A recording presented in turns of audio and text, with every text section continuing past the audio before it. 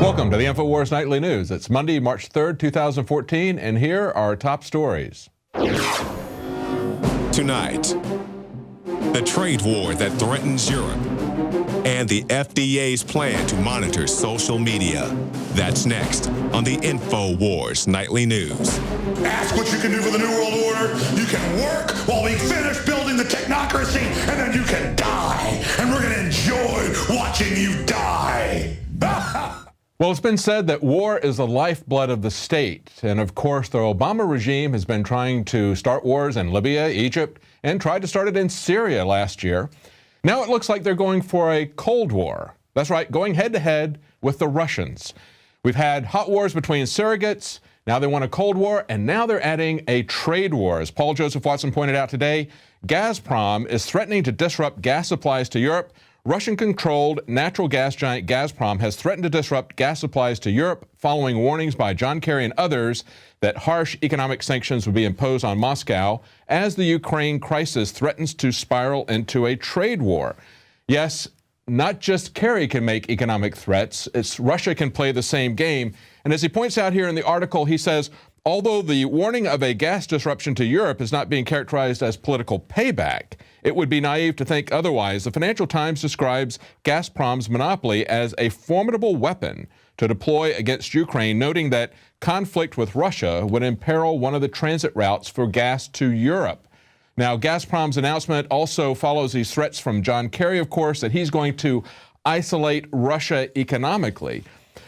But we also see that a central banker is taking the company that actually transmits the gas across the Ukraine, and he's already putting that on the auction block. In a story from Kurt Nemo, he says the central banker, PM, says that Ukraine is ready for IMF auction block.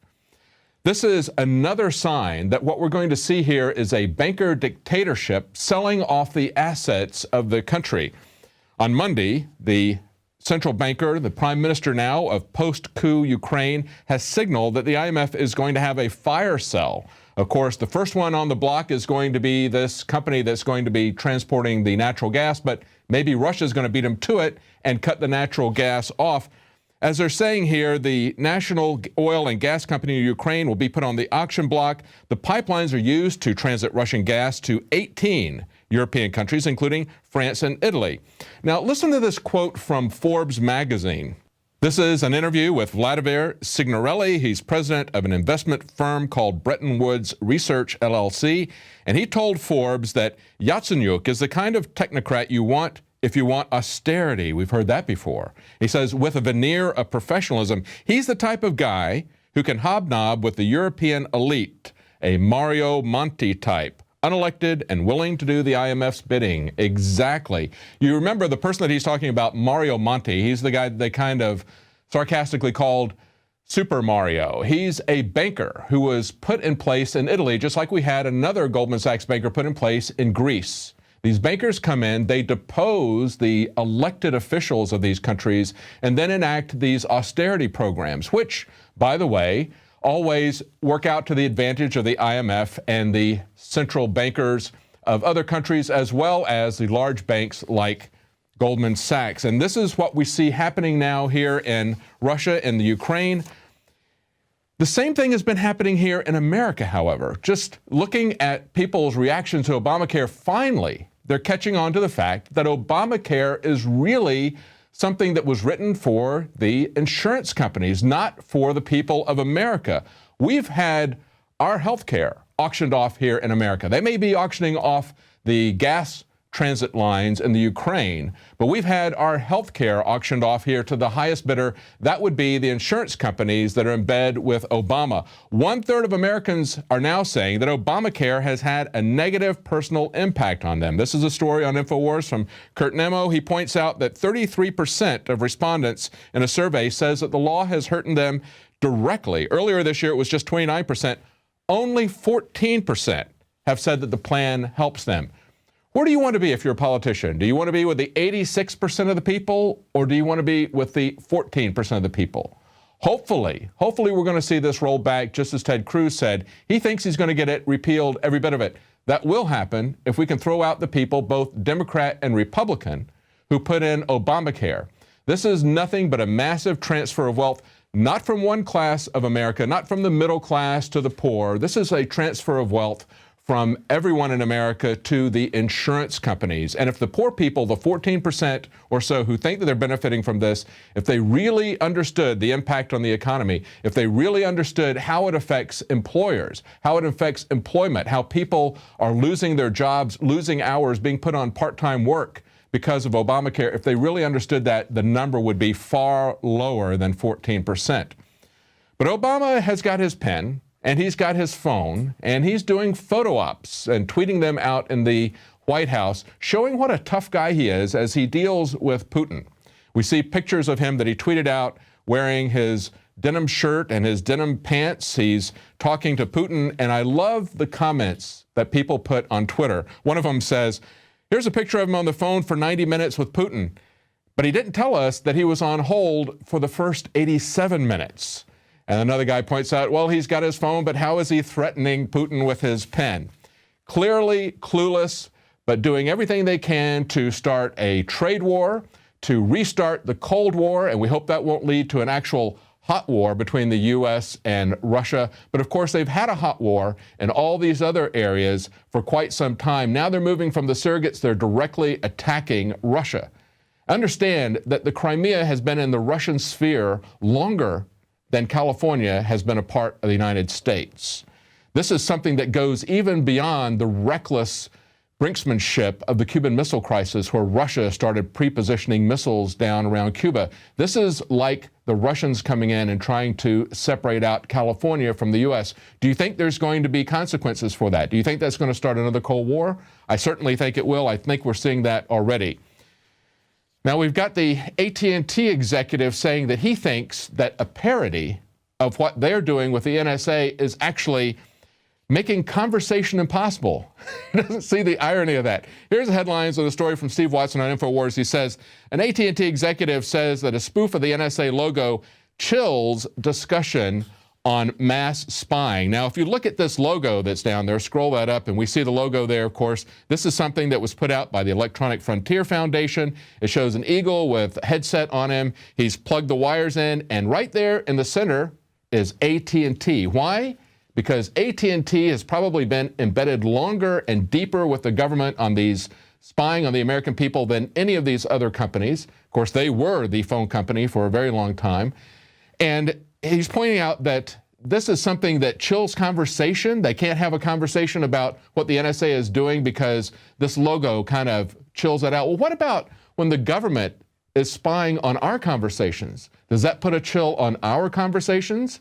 How do we have conversations that are open and above board when we know that the government is listening and watching everything we do? And it's interesting to note that this came from Mark Klein. This was a logo that was designed by Mark Klein. He was a whistleblower from AT&T. He was one of the first ones to point out that the NSA was in bed with AT&T. But this is what the executive says. He says, there's many of us at AT&T who are disturbed by what we're hearing about the NSA. But when you see that, pointing to the shirt, a conversation becomes impossible. And as Steve Watson points out, it's not just this logo where the AT&T executive is taking exception to it. Of course, the NSA tried to sue Dan McCall when he put spoof logos on T-shirts. And he's going to be a guest tomorrow on the radio show, on the Alex Jones radio show. He created several T-shirts that made fun of the surveillance state, and they came back and claimed that they had copyright on these designs. The government doesn't have copyright on anything. The government is not a private entity. They don't own these things. These are owned by the public. If we want to get footage that was shot by the Pentagon or someone else, as long as they release it, we don't have to even worry about fair use. It's copyright free. There is no copyright on things that are produced by the American government. It's there for the public, supposedly. But of course, they see themselves very differently. Again, tomorrow, Dan McCall will be on the InfoWars radio show, and we'll talk to him about his victory over this kind of chilling effect, real chilling effect on free speech. But it's not just the NSA. We see this happening with the FDA. They are spying on whistleblowers to protect Big Pharma. They are using the same tactics that the NSA uses. They have a situation where this is this weekend reported from Washington's blog, and this has been going on for a number of years, but a couple of years now, where the surveillance state is attacking an FDA whistleblower. This fellow was head of the radiology department at Yale University. He noticed that a device that GE was building, of course, one of the preferred vendors of the Obama administration, but this GE device was putting out very high levels of radiation. He blew the whistle on it. And what the NSA did, I'll show you the NSA, it was actually the FDA. What they did was exactly what the NSA does. They bugged his computer, they took pictures of him with laptop pictures, and they used it to try to destroy his reputation online. That's the policy of personal attacks when you've got a whistleblower showing that the FDA is not doing their job, but letting one of the crony capitalist corporations get away with very dangerous practices. And we also see that they're now taking out a new request for proposal to have social engineers look at what you think about the FDA's releases. You know, they're feeding us poison, they're lighting poison into the food supply, fluoride, GMO, other things, and as outlets like INFOWARS are talking about it, they want to see what we're saying. Where are people getting their information? What is the pulse of the public? The FDA now wants to monitor that on social networks. Well, you know what? They're not going to like what they hear. Listen to some of the things that they're going to be monitoring. The agency is looking for a contractor that's going to provide historical information about conversations that people are having on blogs, message boards, and social media sites about what the FDA regulates. They want to look at most cited news stories. They want to look at major themes of discussion, analysis of public sentiment, word clouds, message maps, and samples of verbatim consumer comments. When you're talking about social engineering, what they want is to close the loop on this. They want to be able to see what's coming out of their social engineering, out of their propaganda, adjust that, and feed it back in. We are in an information war. We're in a psychological operations. Nothing highlights that better than stories like this, where even the FDA, they can't make the excuse that this is in the interest of national security and it needs to be secret and that's why they need to spy on us.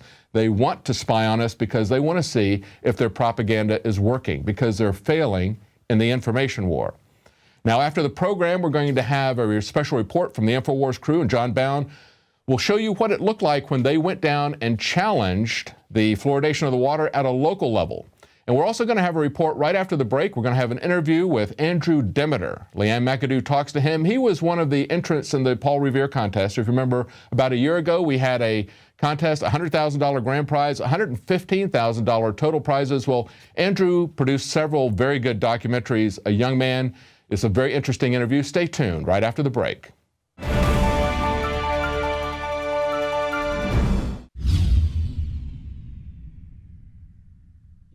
My friends, Alex Jones here to tell you about some of the most important information concerning you and your family's health. Radiation levels have more than doubled in the last 60 years in the Northern Hemisphere from all of the nuclear testing and radiological accidents. Radioactive contamination is now in most of the food supply. There's only two ways to avoid this. Move south of the equator or properly protect your thyroid with nascent iodine. Looking to protect my family, I've done deep research. Nascent iodine is the purest, cleanest, absolute best form of iodine to protect yourself and your family. It's made right here in the USA, completely non-GMO. I searched out the best quality and now have developed a double-strength form of nascent iodine, exclusively available at InfoWarsLife.com. Nascent iodine is on record as one of the only safe ways to detox from fluoride poisoning. Survival Shield Nascent Iodine. Secure your super high-quality nascent iodine today at InfoWarsLife.com. That's InfoWarsLife.com.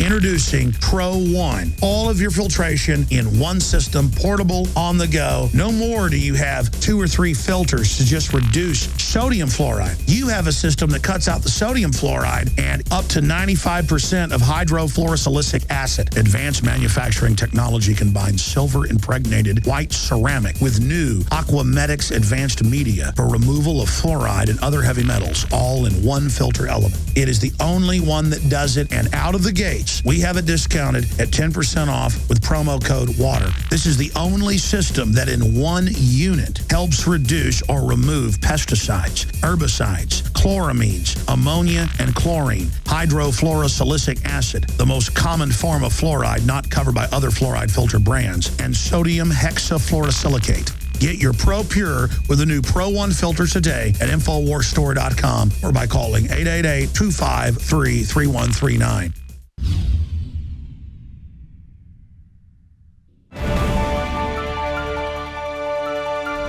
Well, it seems just about every week someone comes up and asks, how can I do what you do? How do I get started? I want to spread the truth movement. I want to do YouTube channels. I want to get the word out there and help the liberty movement. How do I get started?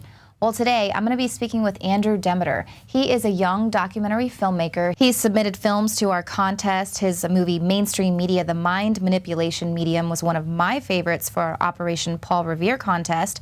His latest film, We the People Genetically Modified, was submitted as part of C-SPAN's annual Student Cam Doc Film Contest. His YouTube channel, Teen Take, features content from MK Ultra to GMOs to false flags.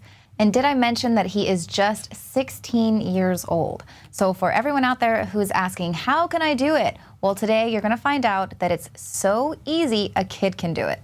Respectfully, of course. Andrew, thank you so much for joining us today.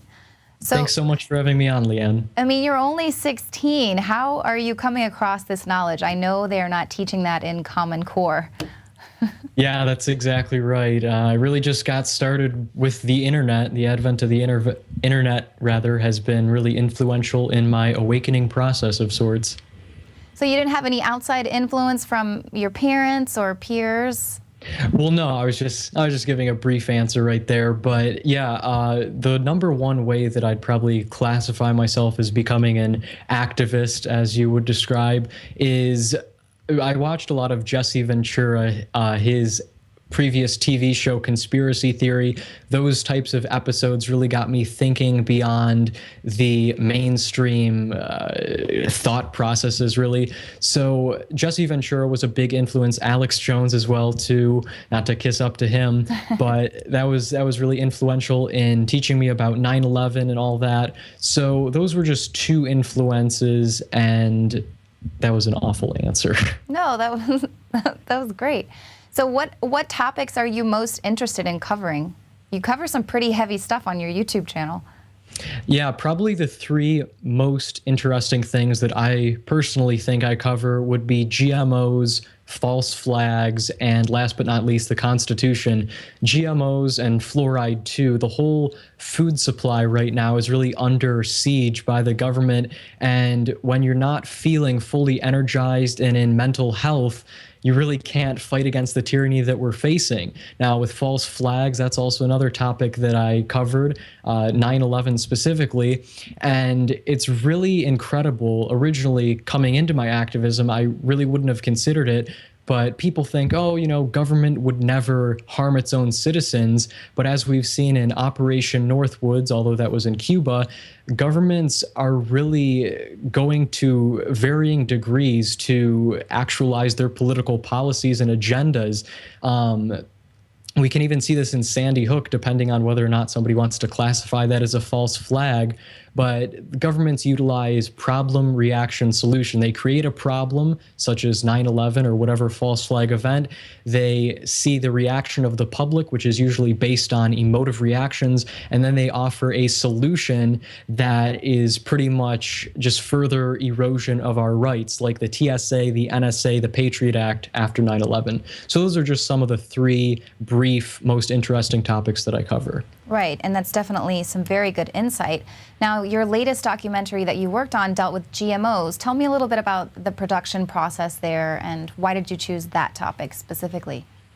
Yeah, well, that documentary was entered in a contest for C-SPAN called Student Cam, and I was originally going to cover drones and the NDAA, some divisive, controversial topic like that, but I actually ended up backing down from that because I had contacted some politicians, some local politicians, to comment on those issues, and before even getting to the politicians themselves, I had to go through this line of command of secretaries and stuff, and they pretty much said after the fact that I announced these topics, you know, we're only going to give you 10 minutes because the typical interview with a congressman or politician only goes for about 10 minutes, which I find difficult to believe.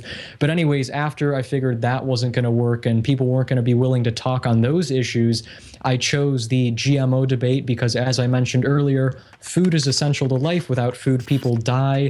It transcends all boundaries, and we need to have good, healthy food and be revitalized in our bodies to be fighting this tyranny. So pretty much throughout that production process, I contacted various people involved from all walks of life, ranging from farmers, biologists, grocers, to a lady from the USDA, who I ended up not including for reasons we could talk about if you like, and just a whole slew of people who were involved in that process.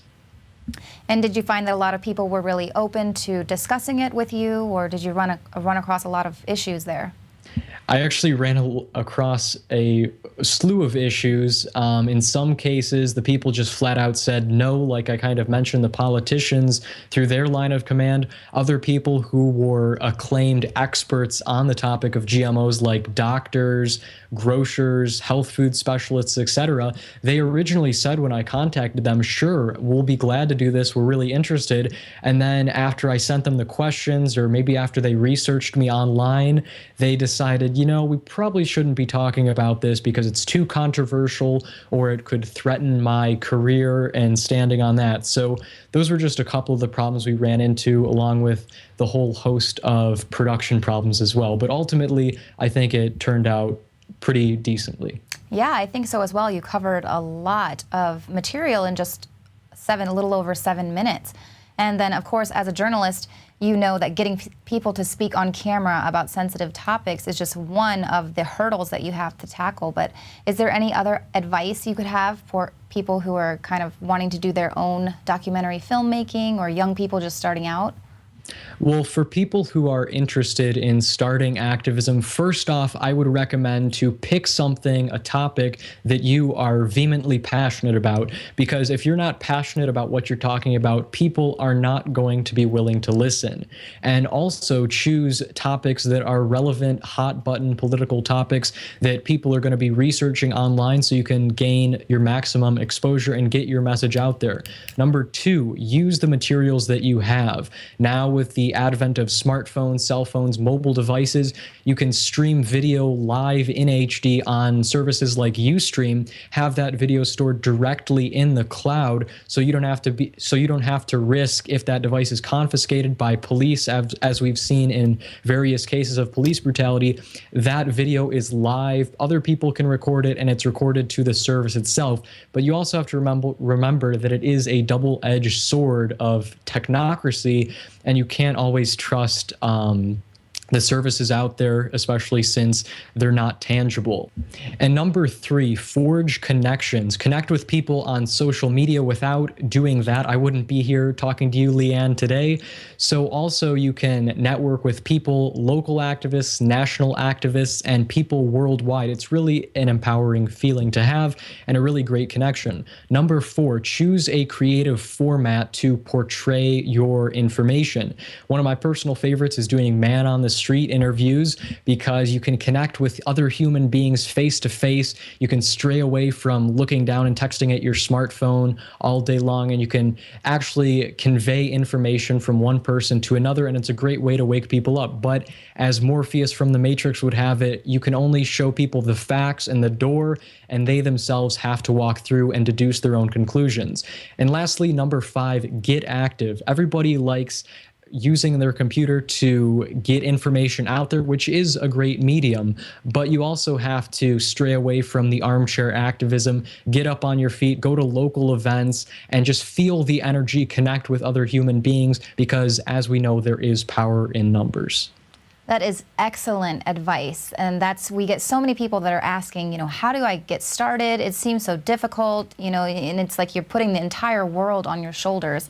But if you just kind of take these incremental steps, it's not that difficult, and really just getting out there to do it. But I feel like there is such a huge assault against the youth. I definitely do not envy you being 16. I feel like there's so many things that you guys have to deal with now, from mass surveillance to the police state, of course, the GMOs. What do you think is the most important thing for the youth to be concerned about? What's your teen take? Honestly, I wouldn't kind of pinpoint it on a specific issue. Rather, I would say that people in my generation, future generations, previous generations need to simply take the red pill of painful truth and reality instead of continually comforting themselves with the blue pill of illusion and ignorance or blissful ignorance. Because if people just keep ignoring reality, thinking that their life is some video game, that they have fate and they're not in control of their own destiny, they're not going to really be caring. Specifically at school, I was talking with friends a couple months ago about GMOs, trying to educate them, trying to get them to not be simply apathetic to everything. And one peer actually said, well, you know, I'm going to die anyways, so why should I care if I'm eating GMOs? And I told her, and keep in mind, there are varying or contradicting scientific studies on GMOs, but in my mind, I said, I didn't say this, but according to that type of logic, that just bending over and acquiescing to authority, why don't you go shoot heroin and run in traffic? It's completely illogical. People seem to not really care or not even be in tune with reality, and it's just really difficult overall. Absolutely. And especially being in school pretty much just teaches apathy and just really indifference. Absolutely. Well, I'm so glad to see that there is a youthful member of the truth movement out there. You haven't been corrupted and taken over. So vital for the direction of our country. So what's next for you? Well, like we kind of talked about, I just finished that documentary for C-SPAN on GMOs, We the People, Genetically Modified. That was a long process indeed, but in the future, I'm currently working on a secretive long-term project, so people can be keeping their ears and eyes open for that. But other than that, I would really like to start some type of blog. I know I haven't been producing weekly videos as I used to, but again, school's been kind of consuming my life recently, as I told you before we started this interview. And other than that, I'm just going to try to keep the doors open for possibilities in the future and try to stay safe because, and I kid you not, this sounds outrageous, but an insider who I know told me that I am indeed on an FBI watch list for supposed connections and people in my circle. So definitely interesting times in which we're living. Well, that's why it's so important to put yourself out there and just let the world know who you are exactly. And as we reported earlier in the news today, you know, everyone in D.C. is on this no-fly list, apparently, because the TSA requires a state ID. So, and you got to love TSA PreCheck, too, where you can pay to have civil liberties. Yeah, it's wonderful. Well, thank you so much for joining us today. We'll definitely encourage everyone to go subscribe to your YouTube channel, Teen Take. And thank you so much for what you're doing for the truth movement. Thanks for having me on, Leanne. Keep fighting the good fight. Thank you. What were you up to when you were just 16? That's unbelievable. Well, be sure to go to his YouTube channel, Teen Take, subscribe. Come on, Info Warriors. Let's show Andrew some support for what he's doing for the liberty movement.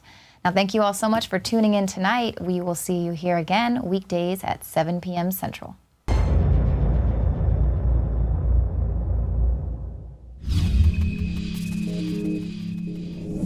Just for your information, it is a criminal offense to disrupt a public meeting. If you persist in that kind of behavior, you can potentially be charged with that. I wanted to let you know that. And we'll go on with our discussion. There's a motion on the table. I want to say, following Councilmember Spellman's, we have listened to evidence on this subject for several years. Several years. 5, I'll accept 5. We have gone to the trouble to send this item to a council committee and receive testimony from our health department here at the city. We've heard from other experts. I even asked my dentist, and his answer was unequivocal. Yes, fluoride in the water at safe levels is something that we should continue to do. So I've heard no scientific evidence to the contrary. I'll support the motion. Once again, City Council had no qualms about issuing another 4-year round of toxic chemicals into the Austin, Texas water supply. Hydrofluorosilicic acid has shown to have those symptoms, arthritis. I'm 23 years old. I shouldn't have signs of arthritis. It's corrosive to the skin, eyes, and mucous membranes through direct contact, inhalation, or ingestion. Dr. Philip Grandjean at the Harvard School of Public Health and Dr. Philip Landergren, a pediatrician at the Mount Sinai Medical School in New York City, commented, "The developing human brain is uniquely vulnerable to toxic chemical exposures, and major windows of developmental vulnerability occur in utero and during infancy and early childhood. The fetus is not well protected against industrial chemicals.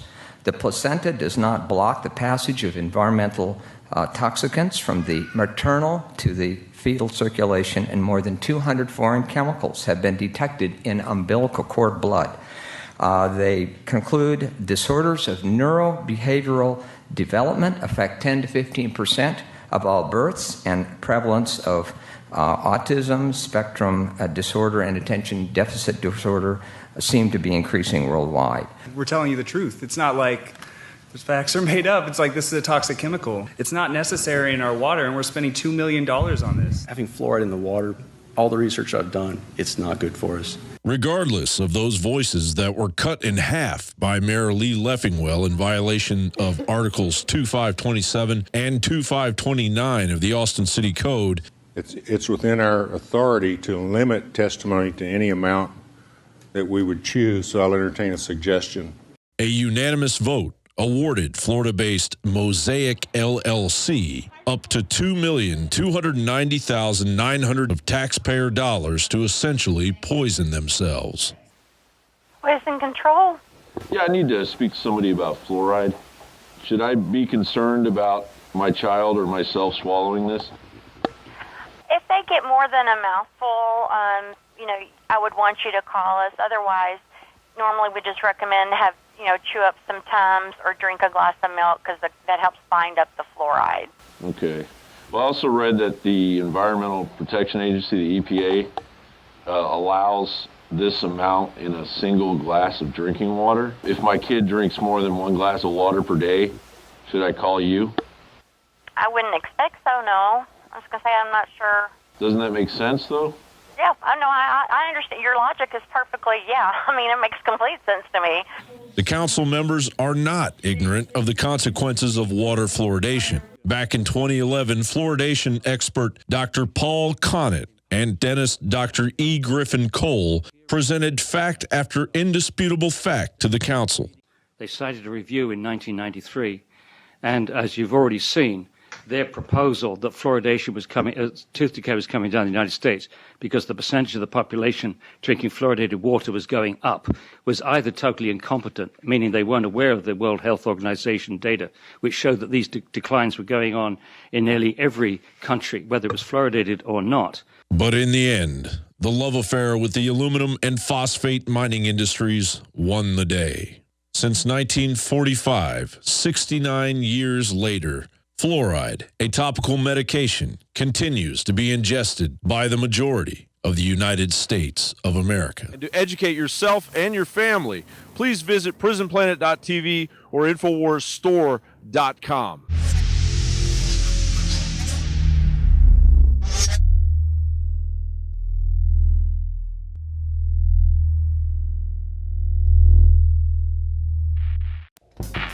We're on the march. The empire's on the run, and the InfoWars army is standing strong. Wake up your family, friends, and neighbors and break the matrix at InfoWarsStore.com. Learn the truth and spread the message of liberty with the world's most comprehensive collection of books and documentary films. Maintain a healthy metabolism and energize your body to perform at peak health with Survival Shield Nascent Iodine. Protect your family and be prepared with survival foods and emergency preparedness kits. And now you can drink safe water with your own ProPure water filtration system, which removes fluoride and other harmful chemicals from your family's water supply. Save 10% with the promo code WATER. So join the revolution. InfoWarsStore.com. You are watching the InfoWars Nightly News, which airs 7 p.m. Central at InfoWarsNews.com. Members can share their passcodes with up to 11 other people, and your support is helping us defend liberty worldwide.